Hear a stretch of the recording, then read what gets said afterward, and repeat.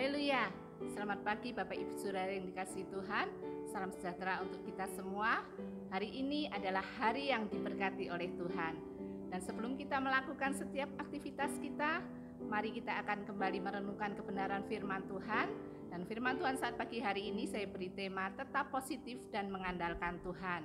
Mari kita akan baca di dalam 1 Samuel pasalnya yang ke-22, ayatnya yang pertama sampai yang kedua. 1 Samuel pasalnya yang ke-22 ayat yang pertama sampai yang kedua berbunyi, lalu Daud pergi dari sana dan melarikan diri ke Gua Adulam. Ketika saudara-saudaranya dan seluruh keluarganya mendengar hal itu, pergilah mereka ke sana mendapatkan dia. Berhimpunlah juga kepadanya setiap orang yang dalam kesukaran, setiap orang yang dikejar-kejar tukang piutang, setiap orang yang sakit hati. Maka ia menjadi pemimpin mereka. Bersama-sama dengan dia ada kira-kira 400 orang. Puji Tuhan, kalau kita lihat pasal-pasal sebelumnya yang melatar belakangi ayat ini, kita bisa melihat kondisi Daud saat itu. Dia sedang dikejar-kejar oleh Saul dan akan dibunuh karena dianggap mengancam kedudukannya sebagai raja. Dan dalam pelariannya itu sampailah Daud ke dalam Gua Adulam. Nah, kita tahu bahwa Daud adalah seorang yang gagah berani. Dia pernah mengalahkan raksasa Goliat dengan sebuah batu yang kecil. Daud juga percaya akan janji Tuhan bahwa Tuhan akan menjadikan dia seorang raja menggantikan Saul. Daud juga percaya bahwa Allah itu adalah gembala yang baik yang senantiasa menjaga dan memelihara kehidupannya. Tetapi ada saat tertentu di mana Daud juga bisa merasakan ketakutan, dia juga bisa merasakan tekanan di dalam kehidupannya. Dan mungkin kita juga sama seperti Daud, kita percaya kepada janji Tuhan, kita percaya bahwa Tuhan itu senantiasa menjaga memelihara kehidupan kita. Bahkan mungkin kita juga pernah mengalami kemenangan-kemenangan iman, kita pernah mengalahkan Goliat-Goliat dalam hidup kita. Dan mungkin juga hari ini di dalam kehidupan kita, kondisi seperti yang dialami Daud saat itu, tertekan dan ketakutan, terintimidasi oleh iblis yang membuat kita kehilangan damai sejahtera dan sukacita, membuat kita seakan-akan dikejar-kejar oleh Saul yang mau menghancurkan kesehatan kita, yang mau membunuh ekonomi kita, yang mau membunuh rasa aman kita di dalam segala hal. Saul yang mau menghancurkan kehidupan kita. Bapak Ibu sudah dikasihi Tuhan, apa yang terlihat oleh mata jasmani dan situasi-situasi yang terjadi di sekitar seringkali menjadi faktor utama yang mempengaruhi hati kita. Manakala dihadapkan pada masalah-masalah yang berat atau situasi yang sulit, respon hati kita pun menjadi negatif. Seketika itu pikiran dan hati kita dipenuhi dengan ketakutan dan keraguan. Takut tidak bisa menyelesaikan masalah, rasa ragu dan bimbang bermunculan dan iman kita pun menjadi goyah. Dan selama mata kita tertuju kepada besarnya masalah dan apa yang tampak secara kasat mata, yang kita pikirkan hanyalah ketidakmampuan dan ketidakberdayaan kita. Sebagai orang yang percaya, seharusnya kita menyikapi masalah dengan sudut pandang yang berbeda.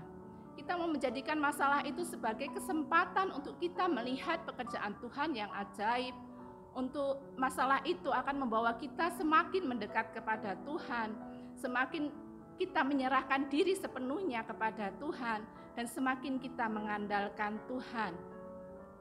Bapak Ibu Saudara, saat berada di dalam Gua Adulam inilah Daud bertemu dengan orang-orang yang juga ada di dalam kesukaran.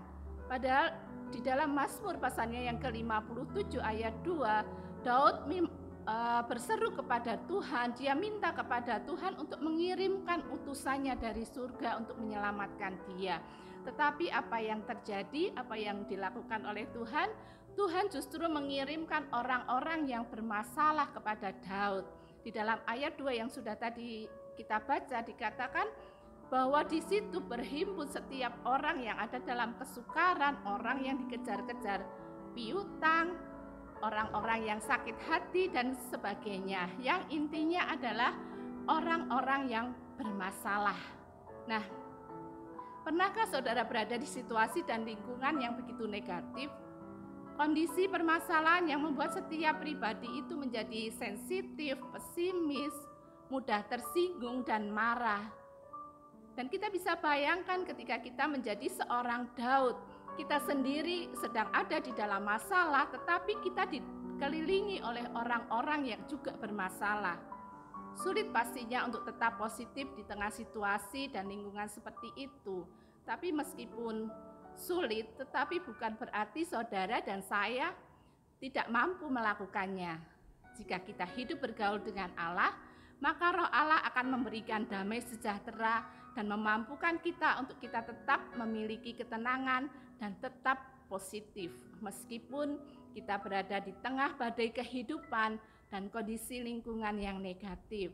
Bahkan kita dapat menjadi garam dan terang yang mengubah kondisi tersebut menjadi positif dan penuh kemenangan di dalam Tuhan.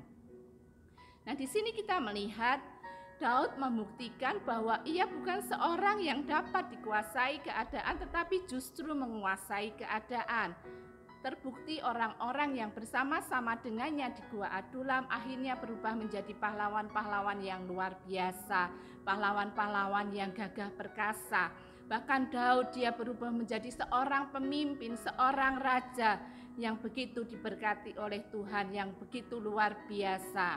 Nah, Daud dan orang-orang yang gagal itu dipulihkan di dalam Gua Adulam. Jika hari ini kita terintimidasi dan memiliki rasa takut, lakukanlah seperti apa yang Daud lakukan. Lari ke Adulam, berdiam diri seperti Daud dalam Gua Adulam. Adulam memiliki arti tempat yang tertutup. Daud masuk ke dalam tempat yang tertutup. Daud berdiam diri dalam tempat yang tertutup itu. Dan di dalam Gua Adulam itu, Daud mengalami recovery. Daud mengalami pemulihan dari rasa takutnya. Daud mengalami pemulihan kekuatan fisiknya. Daud mengalami perubahan ketika Daud berdiam di Adulam.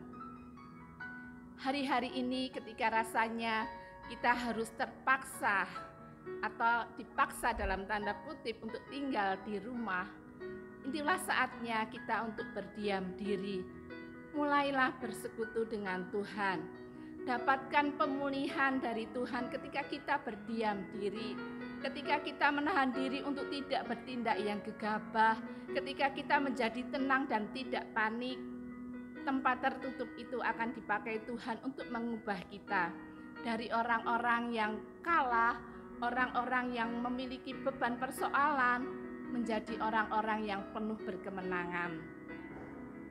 Iman tidak saja memampukan seseorang melihat yang tidak kelihatan, tetapi bisa melihat sisi positif dari segala yang buruk sekalipun.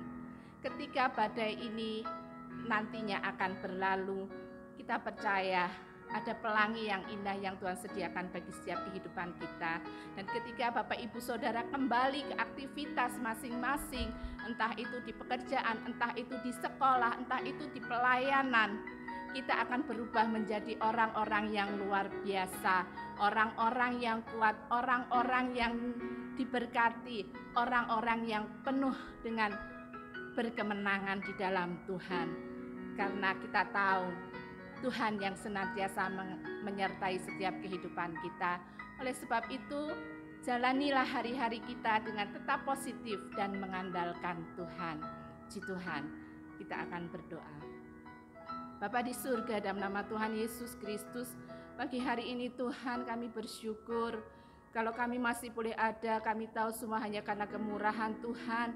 Dan kami bersyukur buat kebenaran firman-Mu saat pagi hari ini menguatkan kami, meneguhkan kami Tuhan. Di tengah situasi dunia yang semakin hari semakin sulit, di tengah keadaan yang semakin tidak menentu seperti ini Tuhan Yesus, kami tetap mau positif, kami tetap mau mengandalkan Tuhan dalam setiap kehidupan kami. Karena kami tahu kepada siapa kami percaya, yaitu kepada Engkau Allah yang hidup, Allah yang luar biasa dalam setiap kehidupan kami. Allah yang tidak pernah meninggalkan kehidupan kami. Terima kasih Tuhan, saat pagi hari ini kami berdoa untuk bangsa negara kami. Kami tahu bangsa kami ada di dalam tangan-Mu, ada di dalam rencana-Mu yang indah. Oleh sebab itu kami mau serahkan kehidupan bangsa negara kami ke dalam tangan-Mu Tuhan. Pulihkan bangsa kami, berkati bangsa kami Tuhan Yesus, memberkati para pemimpin kami, Bapak Presiden, para menteri beserta seluruh jajarannya Tuhan. Kau senantiasa menolong mereka, memberikan mereka hikmat, kebijaksanaan, akal budi, roh takut yang daripada Engkau, sehingga segala sesuatu yang mereka kerjakan, setiap kebijakan yang mereka ambil itu boleh sesuai dengan kehendak Tuhan, sehingga mampu memulihkan bangsa negara kami ini Tuhan Yesus, lepas dari setiap persoalan masalah yang ada. Bahkan kami juga berdoa Tuhan untuk para dokter, para perawat, tim medis Tuhan Yesus, tim kesehatan Tuhan yang menangani wabah virus COVID-19 ini. Tuhan tolong mereka senantiasa Tuhan memberikan kekuatan, memberikan kesehatan ekstra kepada mereka Tuhan. Di dalam mereka merawat orang-orang yang terinfeksi oleh virus ini Tuhan Yesus. Engkau sendiri yang senantiasa akan memberkati kehidupan mereka. Engkau yang senantiasa Tuhan akan memagari kehidupan mereka Tuhan Yesus, sehingga mereka tetap kuat, mereka tetap sehat di dalam mereka menjalankan tugas aktivitas mereka Tuhan. Bahkan kami juga berdoa untuk seluruh sidang jemaat-Mu di manapun berada. Tuhan juga yang akan memberkati seluruh umat-umat Tuhan di tengah situasi yang sulit ini. Tuhan tetap terus pelihara iman mereka, tambahkan iman mereka di dalam Engkau, sehingga Tuhan Yesus, apapun yang harus mereka hadapi hari-hari ini, mereka tetap percaya, memandang kepada Engkau, mengandalkan Tuhan di dalam setiap kehidupan mereka. Terima kasih Tuhan, kami mengucap syukur. Kami percaya Tuhan, Engkau memberkati setiap kehidupan kami di sepanjang hari ini. Di dalam nama Tuhan Yesus Kristus kami berdoa, haleluya. Amin.